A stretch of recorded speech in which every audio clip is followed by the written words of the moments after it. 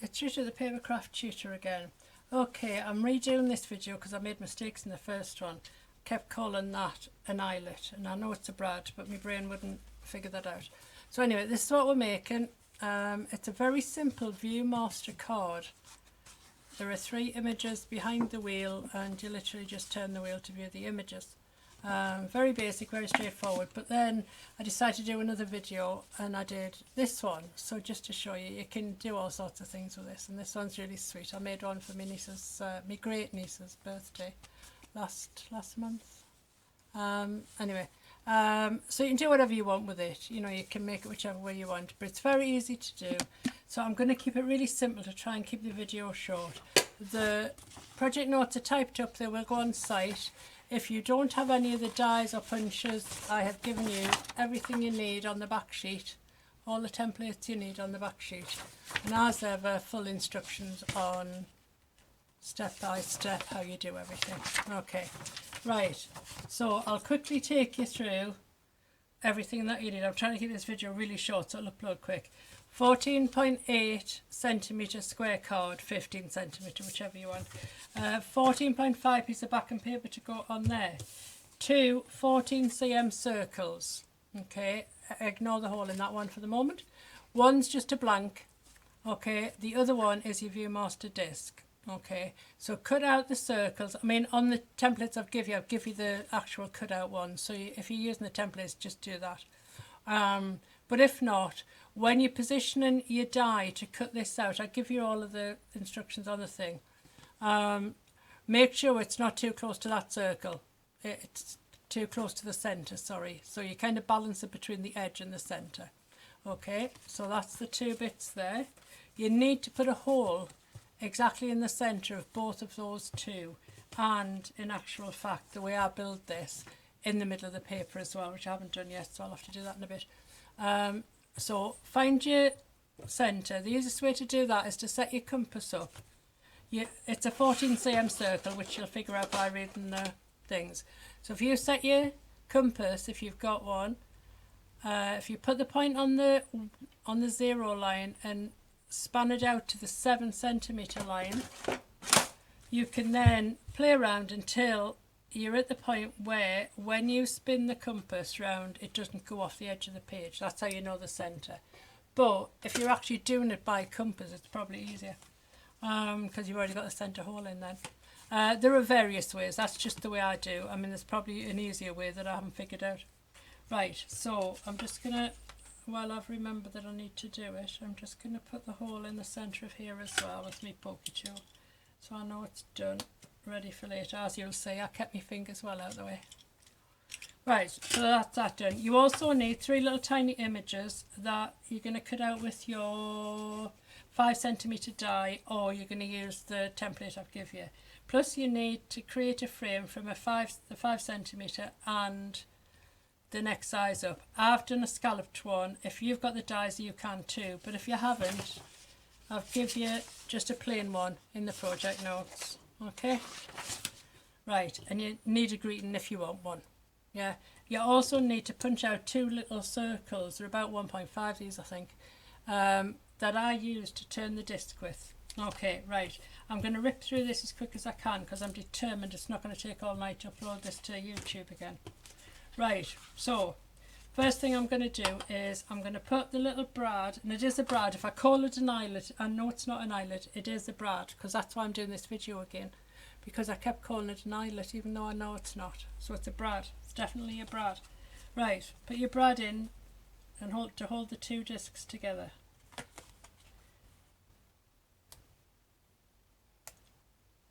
I'm opening up the legs and I'll probably regret doing that later. I'm just looking for my repositionable glue tape thing. Right, so I've obviously decided where my sort of first image is going to be because of the paper in the background has got the writing. Decide what your first image is. I mean, it doesn't really matter. Right, put a bit of repositionable glue in the hole, stick your image down, just be careful when you turn the slider not to rip it off again. Right, the second image, unless you're really clever, you'll never get in the right position. Yeah, unless it's a fluke. But you see what I've done there, sorry. Make sure that you know where the top is, because you don't want to spin round and then have your images on a slant. All your images need to be top to bottom. You see what I'm saying? If I lift that up, can you see? Yeah. You see that? Yeah. Okay, I'll show you in a minute anyway. Right, but you never, you know, you'd be really, really lucky if you get that second image in the right place. Right, quickly take the brad off again.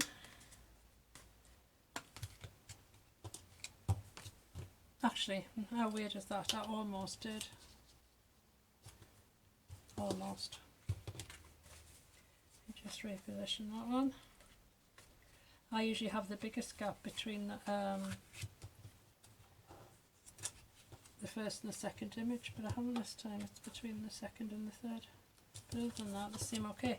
Right, so obviously what you need to do now is stick them down firmly, because you don't want them moving about, okay? So the easiest way to do it is, once again, stick your two circles together with your brad. You might end up needing a new brad, because you open and close this one so many times it gets more and more difficult to get it through the hole. Right, so peel off, you know it's in the right place, just make sure your circle doesn't move. The best way that I find to do this, I always use tacky glue when I'm doing any kind of construction stuff like this, because you know it's going to stick down all the edges. I'll just zibby, I'm doing my usual zigzaggy around the edges so that I know all my edges are going to be covered and not stick up and impede the mechanism. Right, I don't know if you can see what I've done there.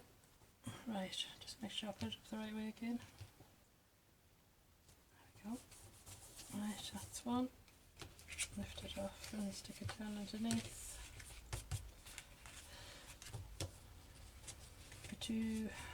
I'm trying to be so quick, and you can guarantee I'll make a mess because I'm trying to be quick so it doesn't take forever to upload to YouTube. Right, I don't know how to fast forward the videos and things yet, because I haven't been doing them very long, as you know. I mean, I've seen them on YouTube where they fast forward over things and that, and where they put little notes on the video. I don't know how to do that yet. So, unfortunately, if I make a mistake, I just have to do the video again, which becomes a bit tedious when you're on, like, making the same card over and over. Which is why I took a break before I had another go at making this one. And why I've changed the backing papers and the images and things. Right, last one, nearly there. Didn't take long to put it together because I've got everything cut out ready.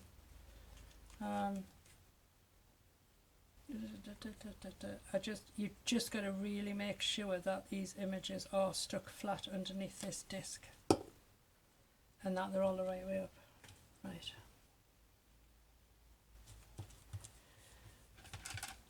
Okie dokie. Now I'm just going to flatten these out. Now I'm going to have to flatten my disc out because I made it all warped, but it doesn't matter.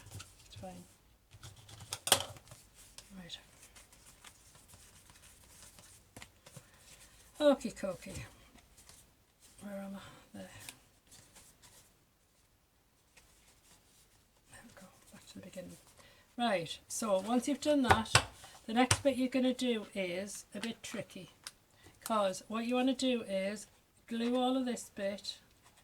Again, do the same thing, stick it down around the edges, because you don't want this moving as people are turning the ViewMaster disc around. So this is the plain card, the plain circular card at the back. This is going to stick to your backing paper.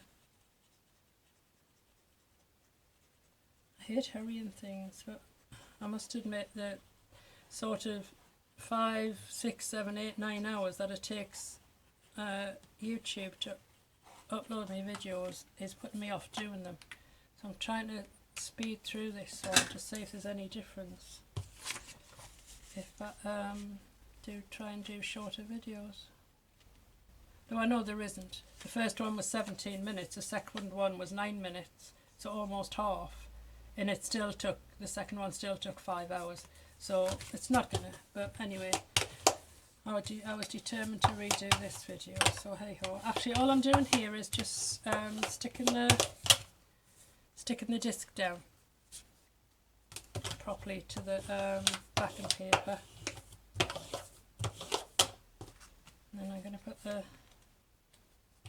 straighten my disc out a bit from where I bent it to get underneath. Straighten my brad out a bit and then put it back together again.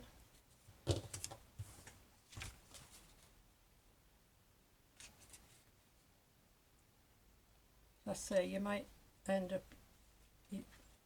doing two brads because you open and close this little brad so much it ends up getting really warped, so it's quite hard to get it to go back where you want it. Right, and if it's too bent it pushes your circles out of alignment. That'll do. Right, so that is going to go on there. I've got a little pencil mark on the end corner there that I just want to rub off. Right. That is going to go on the front of there, so I'm just going to do that with my double-sided tape because it's only paper that I'm sticking down, and because I put the brad through the backing paper, the paper isn't actually supporting the weight of the disc, the brad is. So it's not a problem just doing around the edge of this backing paper even though there is stuff hanging off the front of it.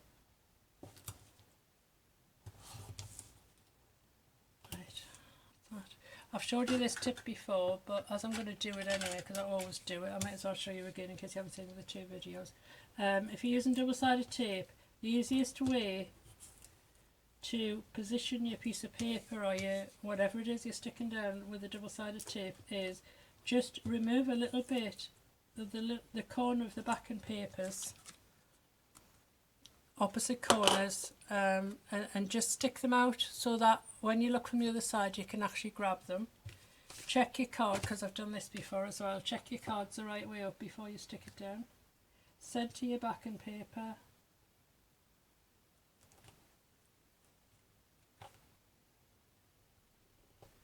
Just put your finger on the corners and then hold it down while you peel the rest of the backing paper out, the carrier paper out. Right, nearly there. Right. Okay, so now I'm finished with that. I'll just get that out of my way. Right, your frame for your, just to make sure this glue's down as well. I use tacky glue, as I say, for anything sort of construction where there's this, particularly if there's moving parts, because you've got a much better adhesion with glue than you have with tape runners or double-sided tape on fiddly bits. Right, see if I can get this in exactly the right position. Sorry if my head's in the way. Right. That's just to bring their eye towards the image. Right, and I'm just going to stick my happy birthday down there. Yeah, I'll stick it on a paper, on a sticky pad. As ever, if I'm using sticky pads, I always reach for me tweezers. Just makes things a bit easier. My fat fingers and this backing paper stuff doesn't gel very well. Right, make sure I've got it the right way up before I stick it down. There, there, there, there, there, there, there. As you can see, I hadn't decided where that was going until the very last moment. Right, last thing to do. These two discs, these two little discs we punched out, are to help the person you are giving the card to be able to turn the ViewMaster disc around easier.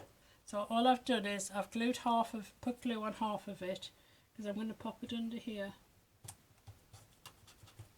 And then I'm going to stick this one on the top of it, and it gives them something to use to turn the disc with. And if this video hasn't worked, you're getting stuck with the first one with the mistakes in. So I've had one in the middle that didn't work as well, which was when I did the cute gnome card. There we go. Right, so we're done. Hopefully it's all worked. Still 14 minutes. There we go.